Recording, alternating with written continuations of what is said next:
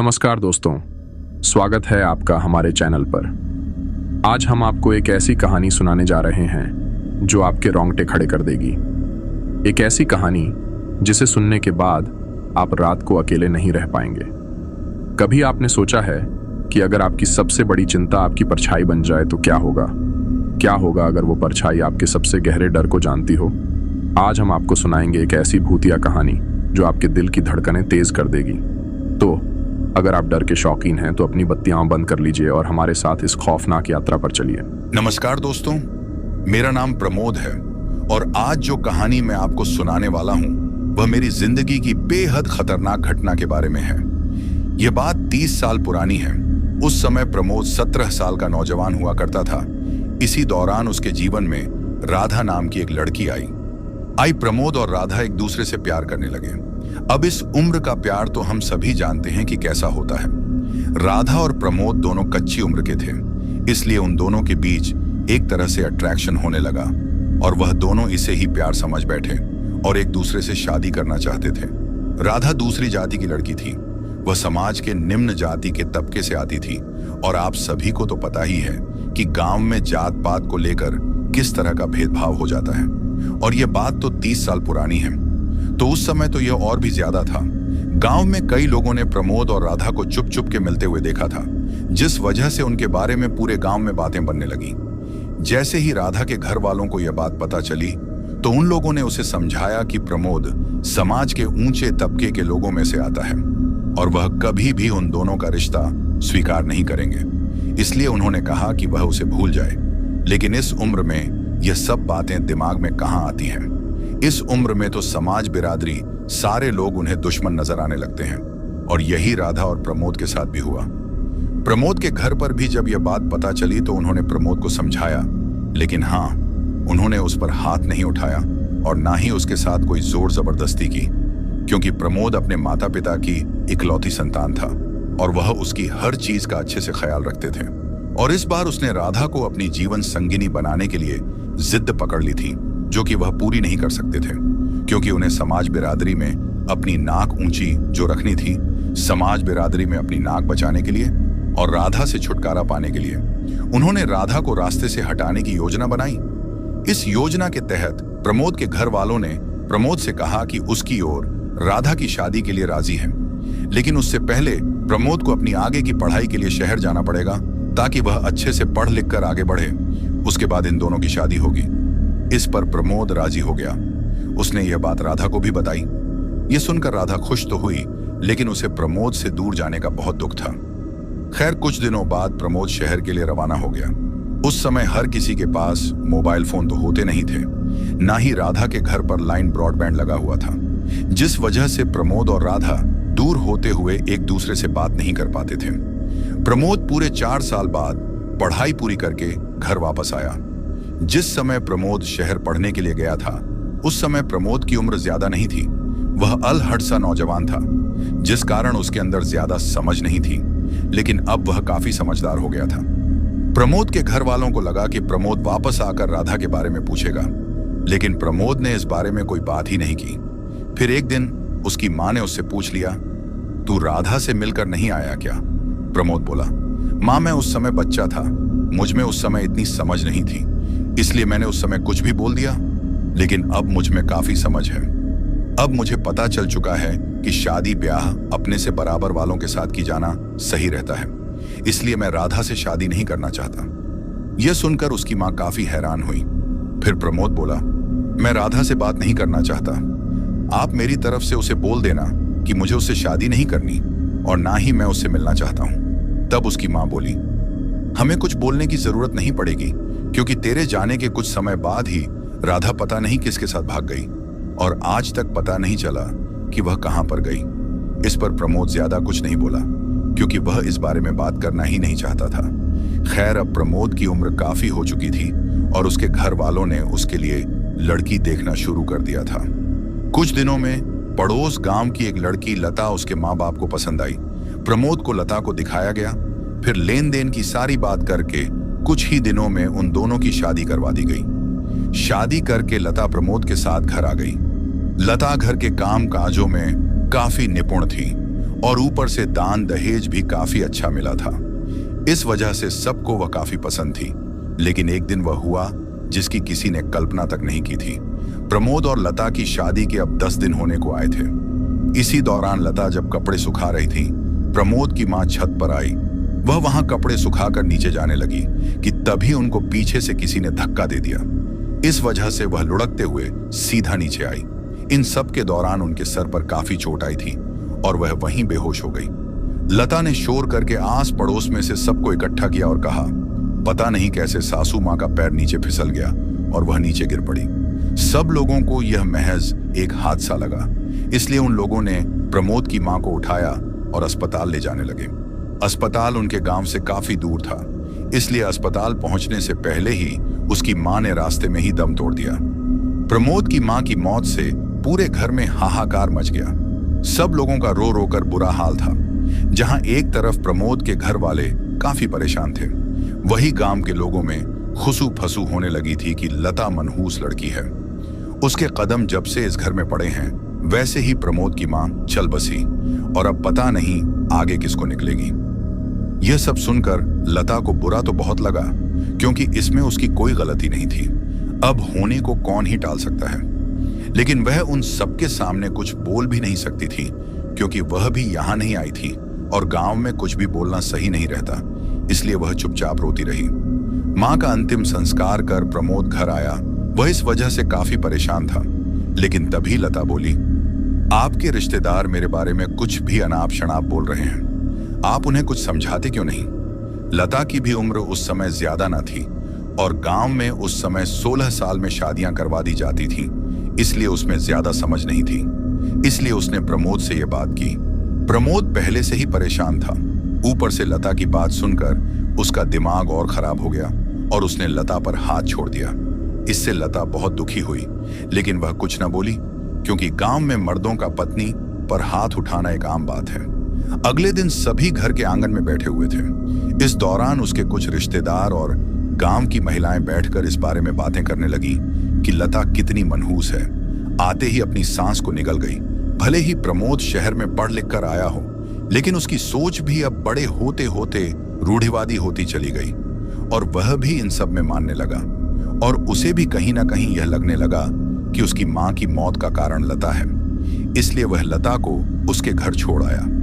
जब लता के घर वालों ने पूछा कि आखिर क्या बात है, लता को ऐसे क्यों छोड़ रहे हो, तब प्रमोद बोला, आपकी बेटी मनहूस है, इसके पैर पड़ते ही मेरी मां चल बसी। अब पता नहीं आगे क्या होगा, इसलिए हम इसे अपने घर में नहीं रख सकते।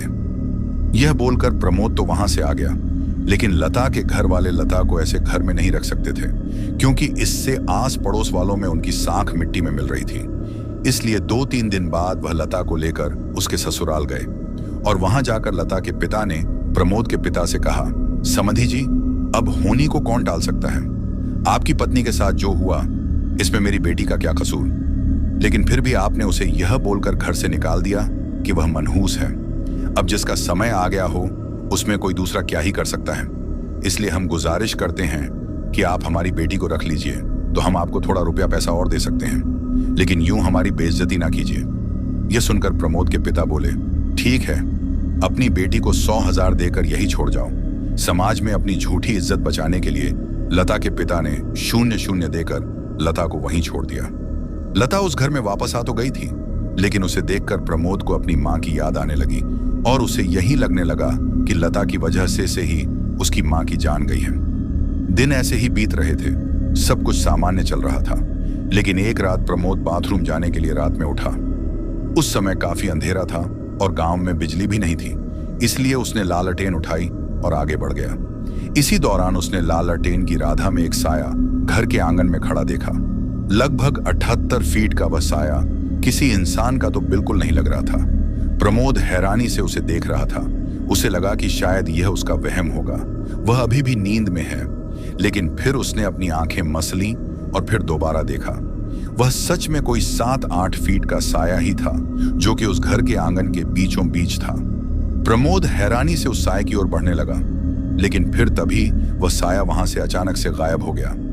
प्रमोद हैरानी से आंखें फाड़े आसपास देखने लगा, लेकिन आसपास कुछ भी नहीं था। फिर प्रमोद ने इसे अपना वहम समझकर बाथरूम जाने लगा।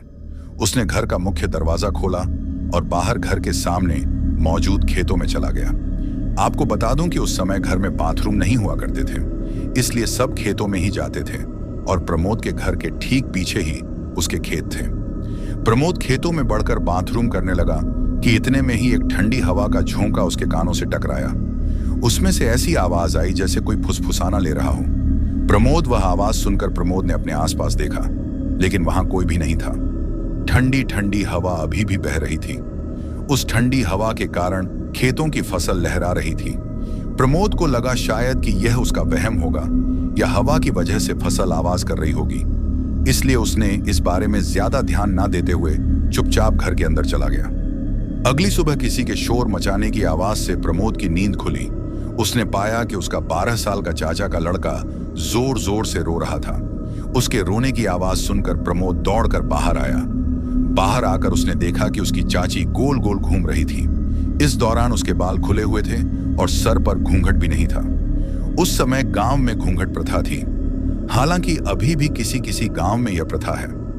प्रमोद हैरानी से यह सब देख रहा था कि तभी उसके पिता बोले, प्रमोद, देख क्या रहा है? तेरी चाची को पकड़ने की कोशिश कर।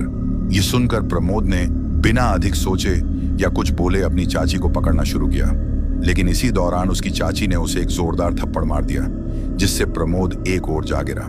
इन सबसे परिवार के सारे लोग काफी डरे हुए थे, लेकिन फिर हिम्मत करके प्रमोद के चाचा ने और प्रमोद के पिता ने मिलकर उसे संभालने की कोशिश की, लेकिन तभी उसकी चाची ने उन दोनों को भी मारकर एक एक कोने में गिरा दिया। प्रमोद की चाची काफी ताकतवर महसूस हो रही थी, यहां तक कि वह मर्दों को भी उठा उठाकर फेंक रही थी। यह देखकर लता और घर के बाकी के सदस्य काफी घबरा गए और एक ओर हट गए। वहीं घर के सारे बच्चे ये देखकर रोने लगे। प्रमोद ने हिम्मत कर जैसे तैसे अपनी चाची के मुंह पर एक कंबल डाला। वह कंबल पड़ते ही उसकी चाची थोड़ा संतुलित हुई। इसी दौरान सभी मर्दों ने मिलकर उन्हें पकड़ा और घर के आंगन में मौजूद एक पेड़ से उसे बांध दिया। प्रमोद की चाची को बांधते ही प्रमोद के पिता बोले, गांव में जो तांत्रिक है उसे बुलाना पड़ेगा, शायद इसके ऊपर कोई बाधा आई है। यह सुनकर उसके चाचा बिना समय गवाए उस तांत्रिक को लेने दौड़े। 15 से 20 मिनट बाद वे एक तांत्रिक को वहां लेकर आए। वहां आते ही उसने प्रमोद की चाची को एक नजर देखा और फिर एक सफेद सा पाउडर उसके मुंह के ऊपर डाल दिया। वह पाउडर पड़ते ही उसकी चाची जोर जोर से चीखने लगी। उनकी चीख की आवाज सुनकर सभी की रीढ़ की हड्डी में सिहरन सी दौड़ उठी। वहीं सारे बच्चे डरकर अपनी अपनी मां के सीने से जा लगे। फिर उस तांत्रिक ने अपने झाड़ फूंक का खेल आरंभ किया, जिससे उसकी चाची को काफी ज्यादा तकलीफ हो रही थी और वह लगातार चीखे जा रही थी। आधे घंटे बाद उसकी चाची वहीं बेहोश हो गई और फिर उस तांत्रिक ने कहा, इनके ऊपर किसी रूह का कब्जा था जो कि अब नहीं है। मैंने उसे भगा दिया है और अब यह पूरी तरह से स्वस्थ है। उसके बाद घर के सब लोगों ने मिलकर उसकी चाची की रस्सियां खोली और कमरे में लेटा दिया। वहीं तांत्रिक को पैसे देकर भेज दिया गया। इस घटना के बाद प्रमोद गुस्से में बोला, यह सब इस मनहूस लड़की की वजह से हुआ है। जब से इस घर में आई है तब से हमारे परिवार की खुशियां छीन गई हैं। मैं तो बोलता हूं कि अभी के अभी बाहर निकालिए, इसे पैसा किसी की जान से बढ़कर नहीं है। प्रमोद के घर वालों को यह बात सही लगी और उन्होंने लता को वापस उसके मायके भेज दिया। उसके मायके वाले इस बात से बेहद खफा थे कि आखिर पैसा मिलने के बाद ये लोग ऐसे पीछे कैसे हट सकते हैं, इसलिए पंचायत बिठाई गई। वहां दोनों पक्षों की बात सुनी गई और फिर फैसला यह हुआ कि प्रमोद के परिवार वालों को दहेज का सारा रुपया पैसा लता के परिवार वालों को वापस देना होगा। प्रमोद के पिता पैसे वापस नहीं देना चाहते थे, इसलिए उन्होंने बोला, अरे इसमें हमारी क्या गलती, हम तो इसे रखना चाहते थे, लेकिन अब यही मनहूस है तो हम इसके पैसे क्यों दें? पंच बोले, तुम्हारे लड़के की तो शादी हो जाएगी, लेकिन लता का क्या होगा? उसकी तो दोबारा शादी होना भी मुश्किल है। तुम लोगों ने यह सब बातें पंडित से नहीं पूछी थी? शादी से पहले कुंडली नहीं मिलवा थी? क्या अब शादी के बाद तुम लोग उसे रखना नहीं चाहते?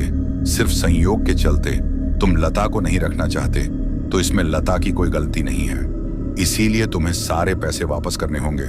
शुक्र करो कि तुमसे लता के लिए गुजारा भत्ता नहीं मांग रहे। इसके आगे प्रमोद के परिवार वाले कुछ ना बोले और उन्होंने लता के परिवार वालों को दहेज का सारा रुपया और सामान देकर मामला वहीं रफा दफा कर दिया, क्योंकि वह लोग लता को घर में नहीं रखना चाहते थे, क्योंकि लता के घर में होने से बहुत अनहोनी हो रही थी। लता के बाद अब प्रमोद के परिवार वाले प्रमोद की दूसरी शादी करने के लिए लड़की ढूंढने लगे। लेकिन ठीक इसी दौरान प्रमोद एक रात जब सब सो रहा था, तब प्रमोद के चाचा के चीखने की आवाज आई। सब लोग दौड़कर बाहर आए। बाहर आकर उन्होंने देखा कि प्रमोद का चाचा आंगन में बेहोश पड़ा हुआ था। यह देखकर उन सब ने मिलकर उन्हें उठाया, लेकिन वह उठ नहीं रहे थे। तब प्रमोद के पिता ने उनके मुंह पर पानी के कुछ छींटे मारे। छींटे पड़ते ही उन्हें होश आया और वह घबरा जाते हैं। तब प्रमोद के पिता बोले, आखिर क्या बात है, तुम ऐसे क्यों हो गए थे? प्रमोद के चाचा बोले, क्या बताएं भैया, आधी रात में जब हम पेशाब करने के लिए उठे तो हमने यहाँ आंगन में एक भयानक 7-8 फीट लंबे साए को देखा। हम उसे देख ही रहे थे कि तभी अचानक वह हमारी तरफ पलटा। उसे देखते ही हम एकदम हैरान रह गए। उसकी आंखें एकदम सफेद थीं, वह शायद किसी औरत का था। हम उसे देखकर काफी घबरा गए। ये सुनकर प्रमोद बोला, आप बता सकते हैं कि वह साया किसका था? मतलब आप जानते हैं क्या उसे? क्योंकि कुछ दिन पहले हमारे साथ भी कुछ ऐसा ही हुआ था। और फिर प्रमोद ने उस रात घटी सारी घटना बता दी। यह सुनकर उसके चाचा उसके पिता की ओर देखने लगा, जैसे मानो वह पूछ रहा हो कि इसे बताना है या नहीं। फिर उसके चाचा बोले, मैं नहीं जानता। प्रमोद के पिता शायद उसका वह इशारा समझ चुके थे, इसीलिए वह बोले, चलो कोई बात नहीं, हो सकता है कि इसने कोई सपना देखा हो। चलो अब सब सो जाते हैं। क्या बात है, आप सारे लोग इतने परेशान क्यों हैं? तब प्रमोद के पिता बोले, बेटा हमें समझ नहीं आ रहा कि तुझे बताए या ना बताए, कहीं तू हमसे नाराज ना हो जाए। प्रमोद बोला, आप लोग पहेलियां मत और सीधे सीधे बताइए कि बात क्या है। तब उसके पिता बोले, तुझे याद है हमने तुझे पढ़ने के लिए शहर भेजा था जब तू उस राधा के चक्कर में पड़ गया था? प्रमोद बोला, अरे क्यों, फालतू बात को लेकर बैठ गए हो, बच्चा था मैं, उस समय हो गई गलती। प्रमोद के पिता बोले, यह कोई फालतू बात नहीं है बेटा, बल्कि उस समय तेरे जाने के बाद हमने एक खौफनाक साजिश को अंजाम दिया। एक रोज राधा जब खेत पर काम कर रही थी, तब मैंने तेरे दोनों चाचा के साथ मिलकर राधा को अगवा कर लिया और फिर उसे सबसे छुपाते छुपाते अपने घर ले आए। और उन्होंने प्रमोद को पूरी बात बता दी कि उन्होंने राधा के साथ क्या क्या किया था। दरअसल प्रमोद को शहर भेजने के बाद उस दिन राधा को प्रमोद के माता पिता और रिश्तेदार अपने घर में ले आए। राधा को समझ नहीं आ रहा था कि यह सब उसके साथ क्या हो रहा है, लेकिन उसे इतना जरूर पता चल गया था कि यह लोग अब उसे यहां से जिंदा तो जाने देने से रहे। प्रमोद के घर वालों ने मिलकर राधा के हाथ पैर बांध दिए और मुंह के अंदर कपड़ा ठूंस दिया ताकि वह ज्यादा शोर ना कर पाए। और फिर उन सब लोगों ने मिलकर राधा को बेतहाशा मारना शुरू कर दिया। राधा का मुंह और हाथ पैर बंधे होने के कारण ना ही वह चीख पा रही थी और ना ही कोई विरोध कर पा रही थी। उन लोगों ने मार मार कर राधा के पांव तोड़ दिए। उसे बिल्कुल अधमरा करने के बाद प्रमोद की मां बोली, जल्दी से ठिकाने लगाओ, इस लड़की को पता नहीं क्या जादू किया है। इस कलमुही ने मेरे बेटे पर। यह सुनकर प्रमोद के पिता एक तेज धार कुल्हाड़ी लेकर बाहर आए। अब इससे पहले कि वे उस कुल्हाड़ी से राधा के टुकड़े टुकड़े करते, उससे पहले ही दरवाजे पर किसी की दस्तक हुई। वह आवाज सुनकर प्रमोद के घर वाले काफी घबरा गए और फिर प्रमोद की मां और चाचों ने मिलकर राधा को उठाकर कर अंदर वाले कमरे में बंद कर दिया। राधा के हाथ और मुंह बंद था, इसलिए उन्हें इस बारे में कोई फिक्र भी नहीं थी कि राधा कोई शोर शराबा करेंगी। और फिर उन्होंने दरवाजा खोला। दरवाजा खोलते ही उन्होंने पाया कि गांव से ही कुछ बुजुर्ग लोग वहां आए हुए थे। वह लोग घर में बैठे और प्रमोद के पिता से बातें करने लगे। इस दौरान प्रमोद की मां और चाच उनके लिए चाय बनाने की तैयारी करने लगी। प्रमोद के घर वाले चाहते थे कि वे लोग जल्दी से यहां से निकल जाएं, लेकिन वे लोग तो वहां से जाने का नाम ही नहीं ले रहे थे। लगभग 2-3 घंटे तक यह लोग ऐसे ही बातें करते रहे और फिर अपने अपने घरों की ओर चले गए। उनके जाते ही प्रमोद की चाची ने दोबारा दरवाजा लगाया और फिर राधा को लेने के लिए अपनी जेठानी के साथ कमरे की ओर बढ़ गई। वहीं प्रमोद के पिता और चाचा भी कुल्हाड़ी लेकर तैयार बैठे थे। अगले ही पल प्रमोद की मां घबराते हुए वहां आई और बोली, अरे वह कलम ही राधा पीछे की खिड़की से भाग निकली, अब क्या करेंगे? यह सुनकर प्रमोद के पिता और चाचा उस कमरे की तरफ भागे जहां पर राधा को बंद किया गया था। उन्होंने देखा कि कमरे की खिड़की खुली हुई थी। वे लोग खिड़की के पास आए तो उन्हें अपने घर के पीछे वाले खेत दिखाई दिए। उस समय लगभग रात हो चुकी थी। आसपास काफी अंधेरा होने लगा था। उन्हें लगा कि राधा हो ना हो इसी खेत के अंदर से होते हुए अपने घर की ओर भागी होगी, क्योंकि सामने की तरफ तो हमारे कई रिश्तेदार रहते हैं। अब इससे पहले कि वह वहां तक पहुंचे उन्हें उसे पकड़ना पड़ेगा। इसीलिए वे लोग उस खिड़की से उतरकर राधा के पीछे भागे। उन लोगों ने राधा को काफी मारा था, जिस वजह से राधा के हाथ पैर पर काफी चोट आई थी, जिस वजह से वह ज्यादा तेज नहीं भाग पा रही थी। वहीं प्रमोद के घरवा अभी भी काफी तेजी से उसके पीछे आ रहे थे। उस समय फसल काफी बड़ी बड़ी हो चुकी थी, इसलिए राधा उस फसल में काफी अच्छे से छिप गई थी। लेकिन उस फसल के अंदर से राधा के जाने के कारण फसल बीच बीच में से दब गई थी, जिससे प्रमोद के घर वालों को राधा की दिशा का पता चल गया था।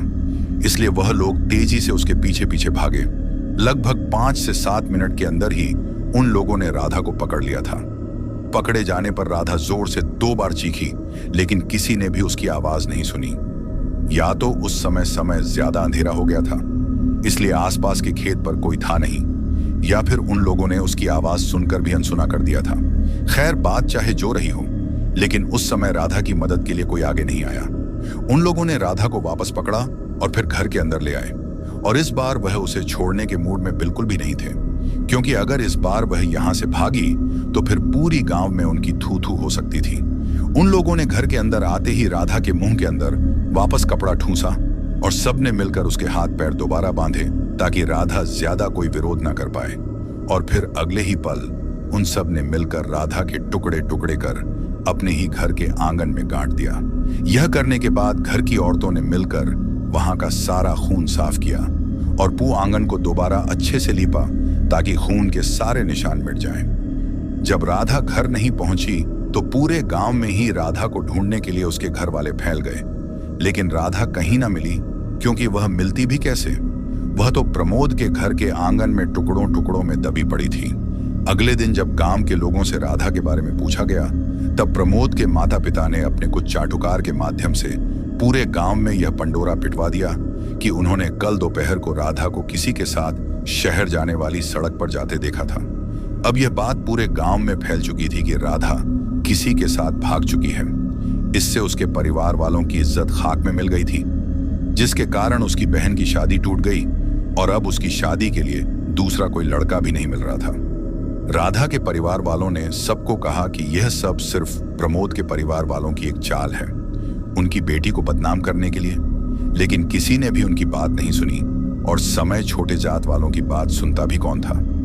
अपने परिवार वालों की सच्चाई सुनकर प्रमोद काफी हैरान रह गया और बोला, अरे उसे मारने की क्या जरूरत थी?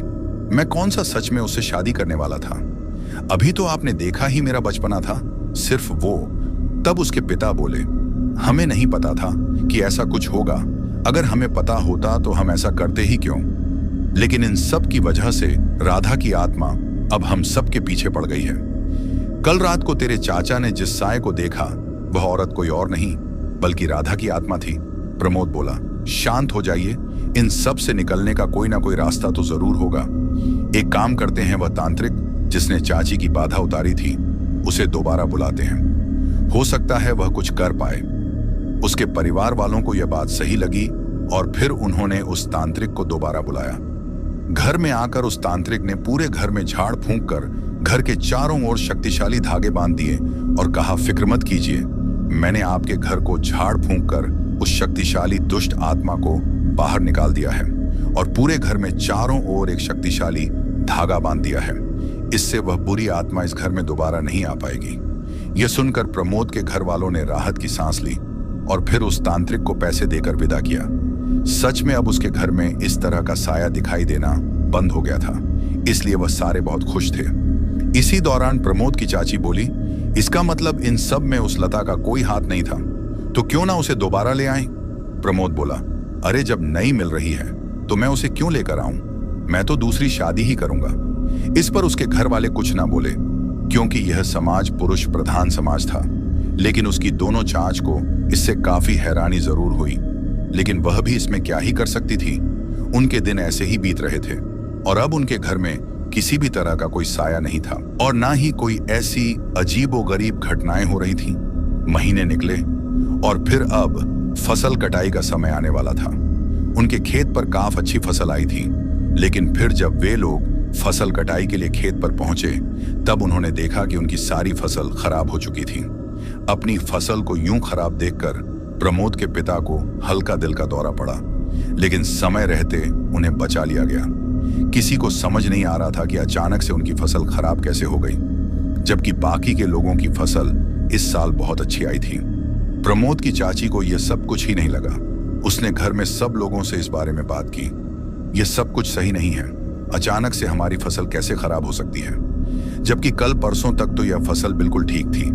यह सुनकर घर के बाकी सदस्य भी इस पर सोचने को मजबूर हो गए। तभी प्रमोद के पिता बोले, हमें अपने खेत पर पूजा बगैर करवानी पड़ेगी। इस पर घर के सारे सदस्य सहमत हो गए और फिर कुछ दिन बाद ही खेत में एक छोटी सी पूजा रखी गई। पूजा होने के बाद खेत में कुछ समय बाद नई फसल लगाई गई। सब लोगों को यही उम्मीद थी कि इस बार सब ठीक ही होगा। ठीक इसी दौरान प्रमोद के पिता ने एक लड़की को प्रमोद के लिए पसंद किया और फिर दान दहेज की बात होने के बाद रिश्ता तय कर लिया गया। यूं तो प्रमोद के पिता के पास काफी खेत थे, लेकिन इस बार पूरी फसल खराब होने के कारण उनका काफी नुकसान हुआ था। फसल को बोने खाद देने में ही उनका बहुत पैसा लगा था और फसल खराब होने से वह पैसा बर्बाद हो गया। ऊपर से अब दोबारा खेत को साफ करके उसमें दोबारा फसल बोने का खर्चा वह अलग। और अब तो प्रमोद की शादी भी होने वाली थी। इन सब में उनके काफी पैसे खर्च हुए। इसके लिए उन्होंने थोड़ा कर्जा ले लिया था।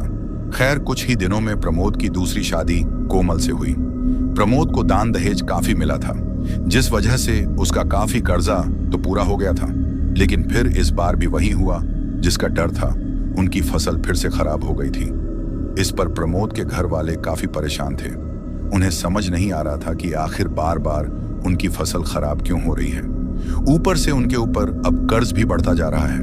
ये सब देखकर कोमल बोली, कहीं कोई जानबूझकर तो हमारी फसल खराब नहीं कर रहा, क्योंकि कटाई से एक आध दिन पहले तक तो फसल ठीक ही रहती थी और जब हम काटने की सोचते हैं तभी फसल अचानक से खराब हो जाती है। यह सुनकर सब लोगों को भी कोमल की बात बिल्कुल सही लगी। इसलिए अब उन्होंने रात में फसल की रखवाली करने के लिए सोचा। इसीलिए अब हर रात को परिवार का कोई ना कोई मर्द खेत में रुकता था ताकि फसल की रखवाली की जा सके। इसी दौरान एक दिन जब प्रमोद के पिता सुबह सुबह खेत पर पहुंचे तो उन्होंने देखा कि प्रमोद के चाचा, जो एक रात पहले चौकीदारी के लिए खेत पर रुके थे, वह अभी तक सो रहे थे जबकि सूरज सर पर चढ़ चुका था।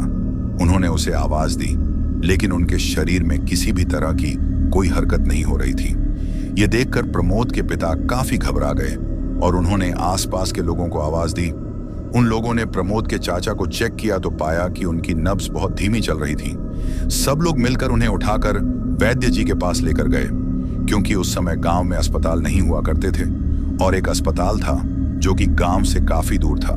वैद्य ने उसे अच्छे से चेक किया, लेकिन उनके शरीर में किसी भी तरह की कोई हलचल नहीं हो रही थी। उन्होंने उसका उपचार किया और फिर पाया कि उनका पूरा शरीर लगभग लकवाग्रस्त हो गया है।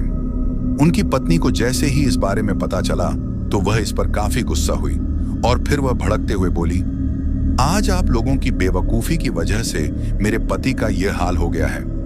आप बता क्या होगा, मेरा और मेरे बच्चों का। यह सुनकर कोमल बोली, अरे चाची, इसमें किसी और का क्या दोष, अब होनी को कौन ही टाल सकता है। पता नहीं कैसे चाचा जी को लकवा मार गया। हम है ना आपका और आपके बच्चों का ख्याल रखने के लिए।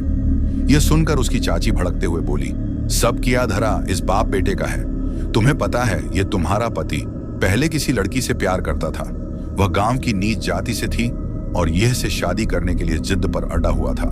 इसलिए इस घर के सभी लोगों ने मिलकर इसे पढ़ने के लिए बाहर भेज दिया और फिर सब ने मिलकर उस लड़की को मारकर यहीं आंगन में गाड़ दिया। आज उसी की वजह से यह सब हो रहा है। उस लड़की की आत्मा ने पहले मेरी जेठानी को यानी इसकी मां को मारा, फिर मेरे ऊपर भी आई थी और फिर उस रात को मेरे पति के ऊपर दोबारा हमला करने के लिए आई थी। इन सब से तंग आकर हमने तांत्रिक को बुलाया और घर को रक्षा सूत्रों से बंधवा दिया। लेकिन उस लड़की की आत्मा अब घर से बाहर हमें परेशान कर रही है। हो ना हो, हमारी फसल खराब होने के पीछे इस लड़की की आत्मा का हाथ है और अगर इन लोगों ने अपने की माफी नहीं मांगी तो आज मेरे पति की जान पर बनाई है, कल किसी और की बारी होगी। यह सुनकर कोमल को बहुत गुस्सा आया और उसने अपने पति और ससुर से इस बारे में पूछा, लेकिन वे लोग तो अपनी अकड़ में थे। उनके हिसाब से तो उनकी इसमें कोई गलती ही नहीं थी। तभी कोमल गुस्से में बोली, हो ना हो, जो तुम्हारी पहली पत्नी थी वह भी इसी वजह से गई होगी। अपनी गलती होने के बावजूद तुमने सारा कसूरवार उसको बना दिया। प्रमोद गुस्से में बोला, इससे तुम्हें क्या मतलब? तुम्हें किसी चीज की कमी तो नहीं हो रही, या फिर राधा का साया तुम्हारे ऊपर तो नहीं आ रहा?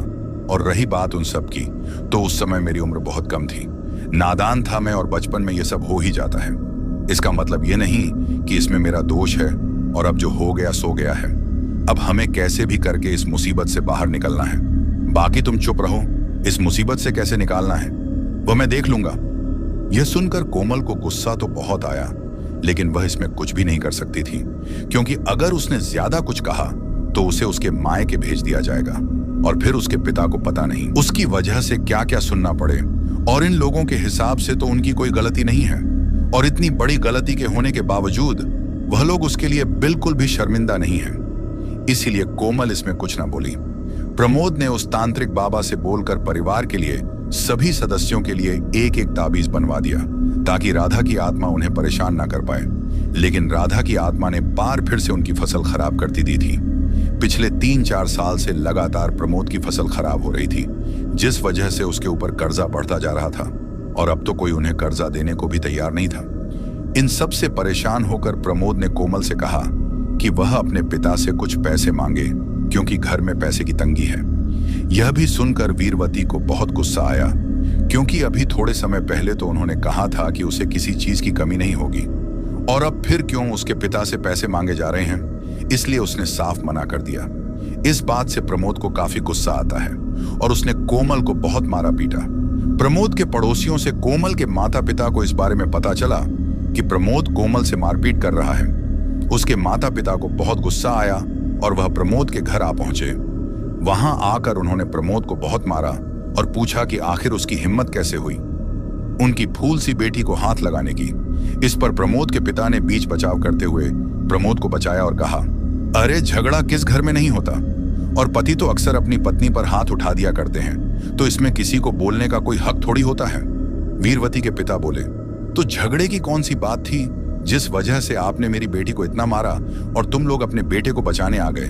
मेरी बेटी को बचाने तो कोई नहीं आया होगा, और मैं भी इसका पिता समान हूं। अगर मैंने इन्हें थोड़ा बहुत पीट दिया तो बचाने आने की क्या जरूरत थी? तब प्रमोद बोला, हमारी फसल पिछले 9 साल से खराब हो रही है, और इस बार हमें कोई भी कर्ज देने को तैयार नहीं है, तो मैंने बस इतना ही कहा कि अपने पिता से पैसा मांग ले, ताकि इस साल में दोबारा फसल लगा पाऊं। लेकिन इसने साफ मना कर दिया।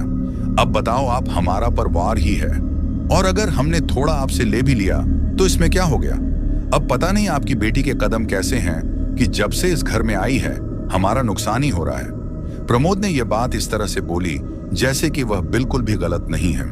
यह सुनकर कोमल के पिता बोले, ठीक है, हम आपको पैसे देंगे, लेकिन ऐसे ही नहीं, हम आपको कर्ज देंगे, और आपको अगले साल तक कर्ज सूद समेत वापस देना होगा, और अगर आप ऐसा नहीं कर पाए तो हम आपकी थोड़ी जमीन ले लेंगे।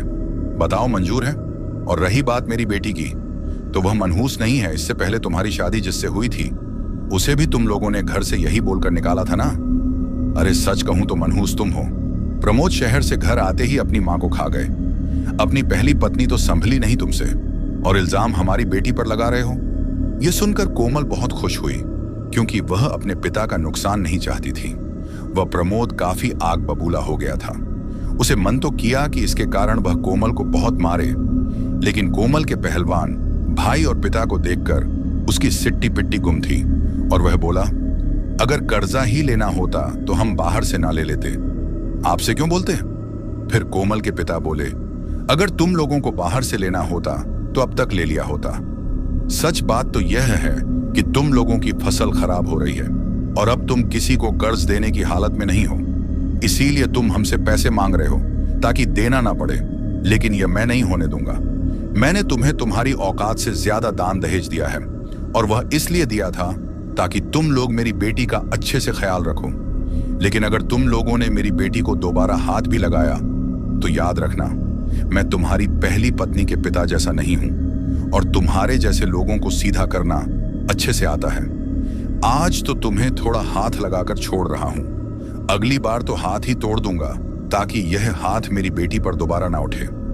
बात को हाथ से निकलता देखकर प्रमोद के पिता ने माफी मांगकर बात वहीं रफा दफा की, क्योंकि कोमल के पिता उनके लाडले बेटे को पीटने की फिराक में जो थे और फिर वीरवती के पिता ने वहां से चले गए। लेकिन अब उनके पास समस्या यह कि दोबारा फसल कहां से लगाएं। इसी दौरान उसकी चाची दोबारा बोली, कुछ नहीं होने वाला, तुम जब भी फसल लगाओगे हमारी फसल खराब हो जाएगी, इसलिए अभी भी वक्त है। अपनी करने की माफी मांग लो तो हम सब राधा के प्रकोप से बच जाएंगे, वरना हम सबके भूखे मरने की नौबत आ जाएगी। क्योंकि कब तक हम यूं कर्जा लेकर काम चलाते रहेंगे, और अब तो हमें कोई कर्जा भी नहीं दे रहे। रही सही जमा पूंजी भी धीरे धीरे खत्म हो रही है। तीज त्योहार सब बिना मनाए ही निकल रहे हैं। यह सुनकर प्रमोद बोला, ठीक है, मैं आज ही उस तांत्रिक से इस बारे में बात करता हूं, लेकिन हाँ, उसको इस घर में जो हुआ उसके बारे में बिल्कुल मत बताना। हम उसे यह कहेंगे कि कोई शक्तिशाली आत्मा हमारे पीछे लग गई है, इससे ज्यादा कुछ नहीं। प्रमोद और प्रमोद के पिता थोड़ी देर में उस तांत्रिक को घर लेकर आए और फिर उन्हें सब बताया। तब उन्होंने कहा, आपके घर में किसी शक्तिशाली प्रेत का साया है, तो वह वैसे ही आपके पीछे नहीं लगा जरूर, या तो किसी ने उसे आपके पीछे लगाया है, या फिर आपने कुछ ऐसा किया है जिससे वह प्रेत खुद ही आपके पीछे लगा है। अब आप बताइए कि आपने कभी ऐसा कुछ किया जिससे वह प्रेत आपके पीछे लगा हो। कोमल बोलना तो चाहती थी, लेकिन परिवार वालों के आगे वो कुछ न बोली। तब वो तांत्रिक बोला, ठीक है, कोई बात नहीं, हम इस घर में एक अनुष्ठान करवाएंगे और उस प्रेत को यहाँ बुलाएंगे और फिर उससे पूछेंगे कि आखिर वह आप लोगों के साथ यह सब क्यों कर रही है। और हाँ, अगर इसमें आपकी गलती होगी तो सच्चे मन से आपको उससे माफी मांगनी है। अगर उसने माफ कर दिया तो वे हमेशा हमेशा के लिए यहाँ से चली जाएगी, लेकिन हाँ, इसकी वे एक कीमत लेकर जाएगी। सब लोग यह बात मान गए और फिर अगले ही दिन घर में अनुष्ठान की सारी तैयारी की गई। तांत्रिक आंगन के बीचों बीच बैठकर ही तांत्रिक क्रिया करने लगा। इस दौरान घर के सारे सदस्य बैठे हुए थे। हवन कुंड में अग्नि प्रज्वलित की गई और फिर तांत्रिक हवन कुंड में सामग्री डालते हुए अजीबोगरीब मंत्रों का उच्चारण करने लगा। जैसे जैसे वह तांत्रिक मंत्र उच्चारण कर रहा था, वैसे वैसे वहां की हवा गाढ़ी हो रही थी। थोड़ी देर में वहां हवा इतनी गाढ़ी हो गई कि उन सभी को सांस लेना थोड़ा मुश्किल हो गया। तभी कुछ देर बाद वहां पर उस हवन कुंड के ठीक ऊपर काला साया आया। उसकी चमकदार आंखें सबको डरा रही थीं। तब वह तांत्रिक बोला, बता कौन है तू और क्यों इन सबको परेशान कर रही है। वह साया महिला की आवाज में बोला, मैं कौन हूं यह सब लोग बहुत अच्छे से जानते हैं, इसीलिए बेहतर होगा कि आप इन्हीं से पूछें, और अगर यह सच नहीं बताते तो मैं इन्हें नहीं छोड़ने वाली। यह सुनकर उस तांत्रिक को बहुत गुस्सा आया और वह बोला, तुम लोगों ने मुझसे झूठ बोला। मैंने तुमसे क्या कहा था कि अगर तुमने कुछ ऐसा किया है तो अभी बता दो, लेकिन तुमने मेरी बात नहीं मानी, इसलिए अब मैं तुम्हारी कोई मदद नहीं करूंगा और अब मैं यहां से जा रहा हूं। यह बोलकर वह तांत्रिक वहां से उठने का हुआ, लेकिन तभी प्रमोद के पिता ने उन्हें रोका और कहा, हमसे गलती हो गई, मैं इसके लिए माफी मांगता हूं, लेकिन आप हमारी सहायता कीजिए, हम बहुत मुसीबत में हैं। यह सुनकर वह तांत्रिक वापस बैठ गया और बोला, बताओ क्या किया था तुमने। इसके साथ प्रमोद के पिता ने बोलना शुरू किया और उन्हें सारी बात बताई कि कैसे उन्होंने प्रमोद को शहर भेजा और फिर यहाँ पर राधा की हत्या करके सारे गांव में उसे बदनाम किया। वह अलग यह सुनकर तांत्रिक गुस्से में बोला, तुम लोगों ने किसी निर्दोष की हत्या कर दी। अगर तुम लोगों को प्रमोद की और राधा की शादी नहीं करनी थी तो तुम प्रमोद को समझाते, लेकिन तुमने राधा की हत्या क्यों की और ऊपर से तुमने उसे बदनाम किया। उसके लिए तुम्हें कोई ना कोई सजा तो मिलनी ही थी। प्रमोद के पिता बोले, हमें अपने किए की काफी सजा मिल चुकी है। मेरी पत्नी मुझे छोड़कर चली गई और हमारे ऊपर इतना कर्जा भी हो गया है जिसको भरते हुए शायद मैं मर जाऊंगा। लेकिन प्लीज अब हमें यूं परेशान ना करो राधा। बेटा, मैं माफी मांगता हूं तुमसे, तुम्हें जो सजा देनी है दे दो, लेकिन हमें माफ कर दो। राधा बोली, तुम्हें माफ कर भी दिया तो उससे क्या मेरे ऊपर लगा, कलंक मिट जाएगा। सब लोगों की नजरों में तो मैं यही रहूंगी। इसकी वजह से मेरा परिवार इतना परेशान हुआ, इसलिए मैं तुम्हें इतनी आसानी से नहीं छोड़ सकती। अगर तुम चाहते हो कि मैं तुम्हें छोड़ूं तो के बदले में तो तुम्हें भी मुझे कुछ देना होगा। प्रमोद के पिता बोले, ठीक है, तुम कहो तो मैं पूरे गांव में यह बात सबको बता दूंगा कि मैंने तुम्हारी हत्या की थी, न कि तुम किसी के साथ भागी थी। और तुम कहो तो मैं खुद को पुलिस के हवाले करने को भी तैयार हूं। राधा बोली, इससे मेरा क्या फायदा, मुझे कुछ और ही चाहिए। मौत के बाद भी मैं तड़प रही हूं और इसी तरह तुम्हें भी तड़पना होगा। प्रमोद के पिता बोले, तुम्हें क्या चाहिए? बताओ, मेरे परिवार की जान छोड़कर तुम जो मांगोगे वह सब मैं तुम्हें देने को तैयार हूं। यह सुनकर राधा कुछ समय तो खामोश रही और फिर बोली, ठीक है, फिर मुझे जो चाहिए मैं अपने आप ही ले लेती हूं। यह बोलकर वह राधा का साया प्रमोद के अंदर समा गया। इस दौरान प्रमोद की आंखें भय से चौड़ी हो गई थीं और मुंह खुला हुआ था, और यह सब इतनी जल्दी हुआ कि कोई कुछ समझ ही नहीं पाया। इसी के साथ ही प्रमोद वहीं बेहोश हो गया। सभी लोगों ने प्रमोद को संभालने की कोशिश की, लेकिन नहीं उठा। लेकिन उसकी सांसें अभी भी चल रही थीं। अगले ही पल राधा उसके शरीर में से बाहर आई और फिर बोली, मेरा तुम लोगों से कोई वास्ता नहीं, और सच कहूं तो मुझे तुम लोगों पर कभी भरोसा था ही नहीं कि तुम मेरी और प्रमोद की शादी करवाओ गा, लेकिन मुझे इस पर पूरा भरोसा था। मैंने इसके ऊपर बहुत भरोसा किया था, और इसने क्या किया? मेरे भरोसे को तोड़ा। इसलिए इसमें सारी गलती इसी की है। इसलिए अगर मैं जीवित नहीं हूं तो यह जीवित होते हुए भी मुर्दे के समान होगा। यह बोलकर राधा वहां से गायब हो गई। राधा के गायब होते ही तांत्रिक बोला, राधा अब शायद हमेशा हमेशा के लिए जा चुकी है। उसे जो चाहिए था वह उसे मिल चुका है। यह सुनकर प्रमोद के पिता बोले, लेकिन मेरा बेटा तो जीवित है, और उसने ऐसा क्या किया मेरे बेटे के साथ कि यह बेहोश हो गया? इस पर वह तांत्रिक बोला, यह तो शायद प्रमोद के होश में आने के बाद ही पता चलेगा। उसके बाद वह क्रिया संपन्न कर प्रमोद को पास ही के एक वैद्य के पास ले जाया गया। वहां जाकर उन्होंने उस वैद्य ने प्रमोद का उपचार किया, और फिर कुछ देर बाद प्रमोद को होश आया। लेकिन होश में आते ही प्रमोद अजीब तरह की हरकतें करने लगा।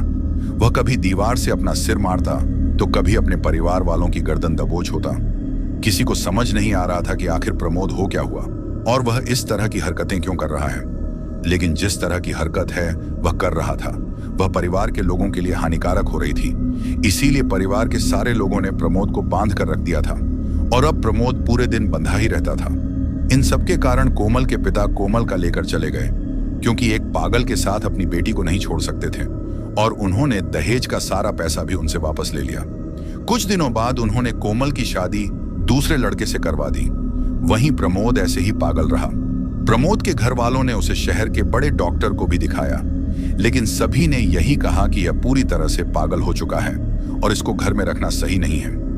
इसीलिए घर वालों ने आपसी सोच विचार के बाद प्रमोद को पागल खाने में भर्ती करवा दिया।